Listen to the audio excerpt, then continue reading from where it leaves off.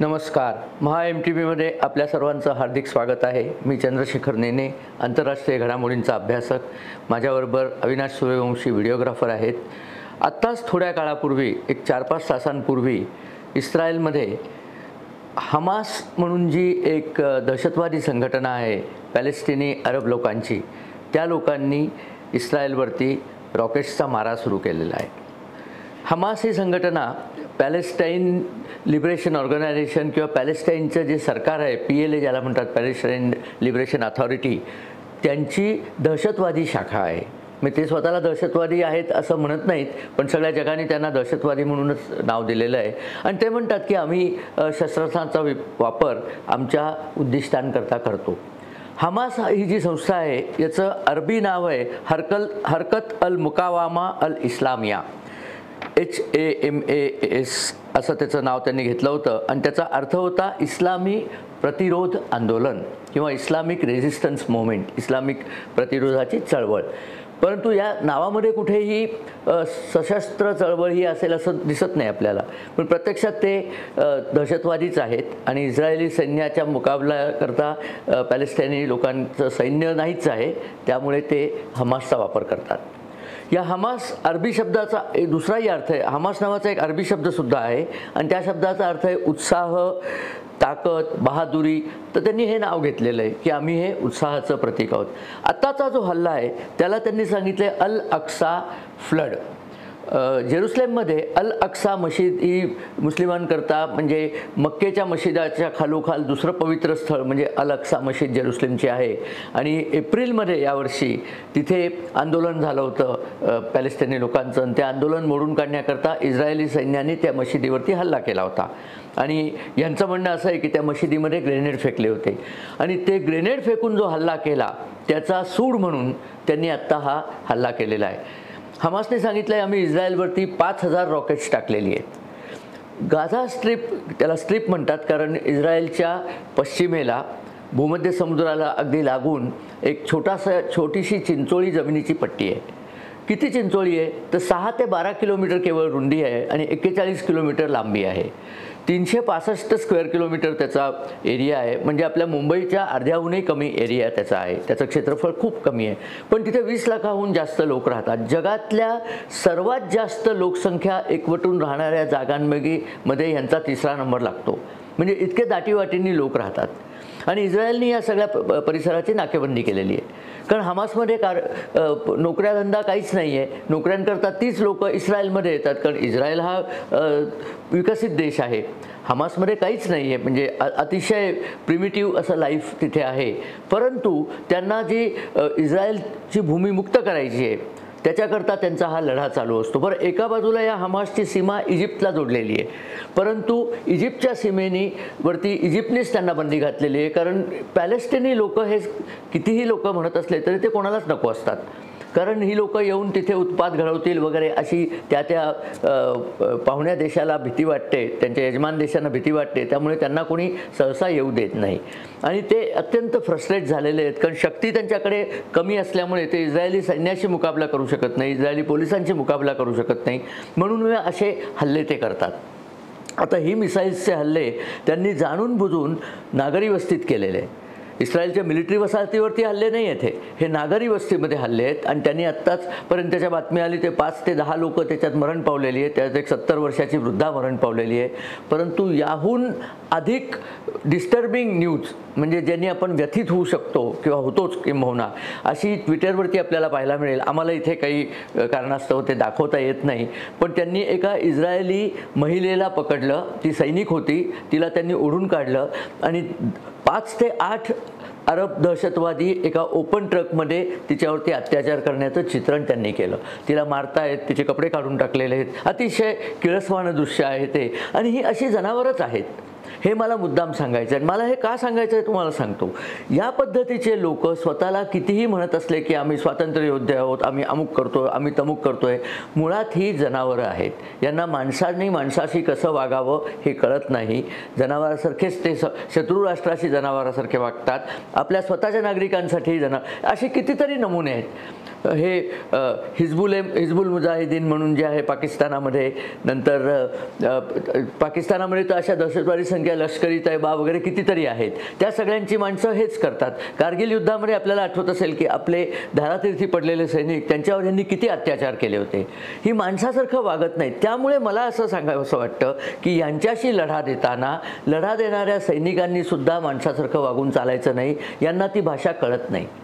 यांना भाषा तीच कळते जी भाषा हे स्वतः वापरतात. इस्रायलने अर्थातच याचा मुकाबला करायची जय्यत तयारी केली आहे. मला तरी थोडं असं वाटतं की इस्रायलची गुप्तहेर संस्था मोसाद कितीही निष्णात असली तरी असा हल्ला होईल याची त्यांना बहुतेक पूर्व बातमी लागलेली नव्हती. शनिवार हा संपूर्ण इस्रायलमध्ये सुट्टीचा वार असतो. ज्यू धर्मामध्ये शनिवारला शब्बात म्हणजे सुट्टीचा वार मानतात. काहीही तिथे होत नाही. मी इस्रायलला जेव्हा गेलो होतो तेव्हा काही लोक, जी धार्मिक लोक असतात, ती फोनसुद्धा त्या दिवशी हातात घेत नाहीत. अक्षरशः फोन बाजूला ठेवून दिलेला असतो. उद्या फोन उचलायचा, कारण देवाची आज्ञा आहे की शनिवारी काम करायचं नाही. त्यांच्या देवाची आज्ञा तशी आहे. पण मुद्दाम शनिवारीचा हल्ला झाला, कारण शनिवारी बहुतेक सैनिकसुद्धा कदाचित तेवढे तयारीत नसतील, बहुतेक लोक काम करत नसतील असं त्यांना वाटलं, म्हणून तो हल्ला केला. आणि नागरी वस्त्यात जेव्हा मिसाईलनी हल्ला होतो, आपल्याला इथे त्याची काहीतरी चित्र आम्ही थोडीशी दाखवू, तेव्हा अक्षरशः तुम्ही विचार करा की तुम्ही राहत्या घरावरती जर एक मिसाईल येऊन पडलं, तुम्ही घरात असलात तर तुम्ही मरून जाल, घरात नसलात तर तुमचं घर संपूर्ण नष्ट होईल, काहीच तुमच्याकडे राहायचं नाही. असे आत्ता व्हिडिओज प्रसृत होत आहेत की इस्रायलमध्ये जे परकीय पाहुणे किंवा फॉरेन व्हिजिटर्स आहेत ते धावत पळत इस्रायलच्या बेन गुरियन एअरपोर्टकडे धावत आहेत तेल अवीवमध्ये, कारण त्यांना तेल अवीव सोडायचं आहे, इस्रायल सोडायचं आहे. कारण काही मिसाईल ही तेल अवीवमध्ये सुद्धा जाऊन पडलेली आहेत. त्या मिसाईलची रेंज बऱ्यापैकी जास्त आहे. पण मुळात इस्रायल हा अतिशय चिंचोळा देश आहे, त्यामुळे खूप रेंज नसली तरी मिसाईल इस्रायलमध्ये खोलवर हल्ला करू शकतात. आणि नागरी वस्त्यांवर हल्ला करण्याबद्दल हमासला अजिबात कशाचीही दिक्कत वाटत नाही. आणि अर्थातच इस्रायलने प्रतिहल्ला ऑलरेडी सुरू केलेला आहे. त्यांच्याकडे एअरफोर्स आहे, त्यांच्याकडे मिसाईल्स आहेत, त्यांच्याकडे मॉडर्न वॉरफेअरची सगळी इक्विपमेंट आहेत, मॉडर्न युद्धाची सगळी साधनं त्यांच्याकडे आहेत. त्यामुळे इस्रायलचा हल्ला तर प्रखर असेलच. त्यांचे पंतप्रधान नेतान्याहू नुकतेच रेडिओवरती येऊन लोकांना त्यांनी सांगितलं की हा जो हल्ला झालेला आहे हे म्हणजे इस्रायलशी हमासने पुकारलेलं युद्ध आहे. आम्ही हे युद्धाचं आव्हान स्वीकारलेलं आहे. आमच्याकडनं सुद्धा हमासशी हे युद्ध सुरू झालेलं आहे आणि आता या युद्धाचे नियम पाळून आम्ही युद्धात जी काही हमासची हानी करायची ती करूच. त्यांना कल्पना पण नसेल इतक्या जोराने आम्ही त्यांची हानी करणार आहोत. आणि त्याप्रमाणे त्यांनी एअर बॉम्बिंग पण गाझामध्ये सुरू केले. पण गाझा मी तुम्हाला सांगितलं अतिशय दाटीवाटीने वसलेला प्रदेश आहे. लोक छोट्याशा प्रदेशात गर्दी करून राहतात आणि हमासची लोक जिथनं मिसाईल उडवतात ती मिसाईल्स नेहमी नागरी वस्तीतनं, स्वतःच्या नागरी वस्तीतनं उडवतात, जेणेकरून इस्रायलचा जर प्रतिहल्ला झाला. आणि हल्ली काय असतं, तंत्रज्ञान इतकं चांगलं झालेलं आहे की मिसाईलच्या येण्यावरनं मिसाईल कुठनं निघालं हे सहज काढता येतं कॉम्प्युटरला. तिथे जेव्हा हल्ला होतो तेव्हा तिथली सिव्हिलियन पॉप्युलेशन मरते आणि मग हे लगेच ढिंडोरा पिटतात जगभर की इस्रायलने आमच्या नागरिकांवर हल्ला केला. अरे पण तुम्ही मुळात एक तर इस्रायलच्या नागरिकांवर हल्ला केला, दुसरं तुम्ही सुरक्षित बसलेले जिथे तुमचे नागरी वस्त्या आहेत तिथे सुरक्षित नागरिक आहेत त्याच्यामध्ये जाऊन तुम्ही हल्ले करता. म्हणजे तुमच्या या हल्ला करण्यामुळेच त्या नागरिकांची सुरक्षा धोक्यात आलेली आहे. हमासला अर्थात त्याचं काहीच वाटत नाही. किती माणसं मेली तरी त्यांना त्याचं काही कर्तव्य नसतं. पाश्चात्य लिबरल जे लोक आहेत, आपल्या इथे सुद्धा डावे लिबरल असे खूप लोक आहेत, त्यांना एक विशिष्ट नाव आहे ते मला उच्चारायचं नाही आहे, चांगलं नाही वाटत ते, त्याला लिब्रा काहीतरी म्हणतात. तर त्या लिबरल लोकांना याचं लगेच वाटतं की आमच्या नागरिकांवर हल्ला केला.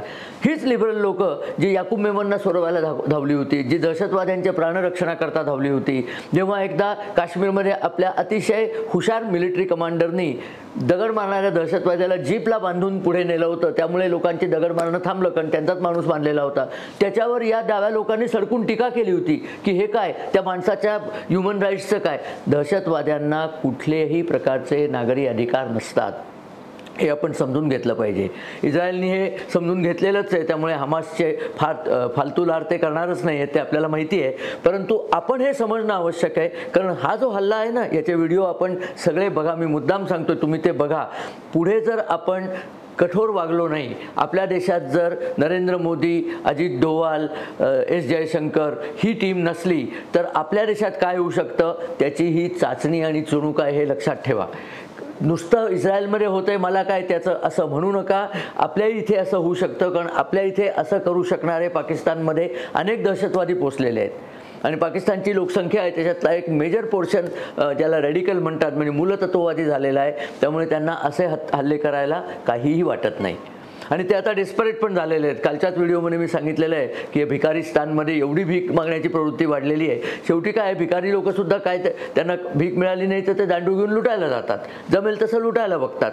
तेव्हा आपण सुद्धा अतिशय सावध राहिलं पाहिजे. मी नुसतं इस्रायलचीच गोष्ट सांगतोय असं नाही, हे मुद्दाम मला नमूद करायचं आहे. नाही तर लोक म्हणतील की तिथे 5 आणि 6 हजार मैलावरती असलेलं इस्रायल, त्याच्याबद्दल तुम्ही आम्हाला कशाला सांगताय. तर ही येणाऱ्या काळाच्या हाका आहेत. सावध ऐका पुढल्या हाका. असं जर होऊ द्यायचं नसलं तर देशभक्त सरकार राज्यावरती येणं अत्यावश्यक आहे. देशभक्त आणि कठोर सरकार इथे आलं पाहिजे. कोणाची हिंमत नाही झाली पाहिजे नजरवाकडी करून आपल्याकडे बघायची. अशा तऱ्हेची सरकारं आपल्याला मिळाली पाहिजेत.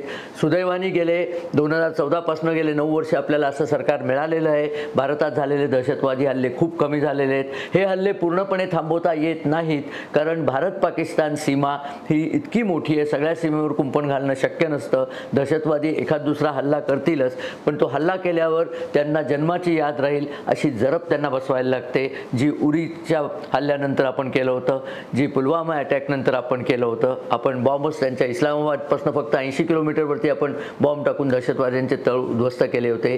तेव्हापासून पाकिस्तानातील लोक जी घाबरलेली आहेत ते अजूनसुद्धा घाबरलेलीच आहेत. इस्रायलने पण हेच आता करायचं ठरवलं आहे. आणि माझी खात्री आहे इस्रायलचे संरक्षण मंत्री योआव गॅलंट म्हणून आहेत, त्यांनी सांगितलं की हे युद्ध सुरू झालेलं आहे. हा नुसता इस्रायलवरचा रॉकेट हल्ला नाही आहे. हमासने आमच्याशी युद्ध पुकारलं आहे आणि त्याला त्याच पद्धतीचं उत्तर दिलं जाईल. बघूया पुढे काय होतं ते. पण एक शक्यता आहे की ही सगळी या सगळ्या घटनांनी पूर्ण पश्चिम आशिया एक प्रकारे उकळीवरती आलेला आहे. आपला जो कॉरिडॉर आपण करायला घेतला होता तो सौदी अरेबियातनं जाऊन इस्रायलच्या हैफा बंदरापर्यंत न्यायचा होता. त्या कॉरिडॉरच्या प्रोजेक्टला सध्या वासनातच बांधावं लागेल, कारण इस्रायल सौदी अरेबिया मैत्री आत्ता असणं शक्यच नाही. सौदी अरेबियाला उघडपणे इस्रायलची बाजू घेता येणार नाही. पॅलेस्टाईन लिबरेशन ऑर्गनायझेशन PLO हे सौदी अरेबियाच्या दारात कायम भीक मागायला पडलेलेच असतात. आणि शेवटी ते अरब आहेत, हे अरब आहेत. त्यामुळे मध्यपूर्वेतलं राजकारण किंवा पश्चिम आशियातलं राजकारण आता पूर्णपणे ढवळून निघालेलं आहे. याचे पडसाद कुठे आणि कसे उमटतात ते येत्या 2-3 दिवसात स्पष्ट होईल, कारण इस्रायलचा प्रतिहल्ला प्रखरच असणार आहे. पण हमासचे लोकही सगळीकडे विखुरलेले आहेत गाझापट्टीमध्ये. किती माणसं इस्रायल जायबंदी करू शकतं, किती रॉकेट्स त्यांची नाकामी करू शकतं, हे आपल्याला बघायचं आहे. बघूया काय होतं ते. आपल्याला जर हा व्हिडिओ आवडला तर आपण मित्रपरिवाराबरोबर शेअर करा. आपल्या मित्रांना सुद्धा सांगा की या व्हिडिओचा मुख्य उद्देश काय आहे, की तुमच्यावर अशी वेळ येऊ शकते तेव्हा तयारीत राहा, सावध राहा, सावध ऐका पुढल्या हाका, हे सांगायचं आहे. आमच्या चॅनलला आपण सबस्क्राईब करा. बेल आयकॉन जर अजून दाबलं नसलं तर जरूर दाबा, म्हणजे आमचे नवीन व्हिडिओ झाले की त्याची माहिती तत्क्षणी आपल्याकडे पोहोचवली जाईल. ही बातमी आत्ताच आल्यामुळे आम्हाला खूप जास्ती या बातमीवरती विचार करायला वेळ मिळालेला नाही आहे. मी लवकरच 1-2 दिवसांनी एक सविस्तर व्हिडिओ या विषयावर करणार आहे. तोपर्यंत मी आपली रजा घेतो. धन्यवाद आणि नमस्कार. आणि आपल्या कमेंट्स जरूर येऊ द्यात, कारण कमेंट्स आल्या की त्यातनं आम्हाला पुष्कळ जास्ती आयडियाज मिळतात, हुरूप मिळतो आणि आवडतं की आपण आमचे कार्यक्रम निश्चितपणे इंटरेस्ट घेऊन पाहताय. नमस्कार.